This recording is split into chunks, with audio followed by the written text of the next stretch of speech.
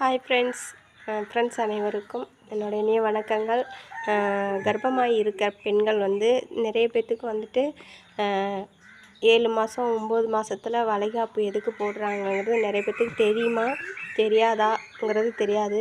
இருந்தாலும் நான் அதை உங்கள்கிட்ட எதுக்காக போடுறாங்கங்கிறத நான் உங்கள்கிட்ட தெரியப்படுத்தலான் இருக்கேன். அதாவது 7 மாதம் 7 மாதத்துக்கு அப்புறம் குழந்த ஒரு முக்கால்வாசிக்கு மேற்பட்டு குழந்த வளர்ச்சி அடைஞ்சிருக்கும். அப்போ நாம் குழந்தைக்கிட்ட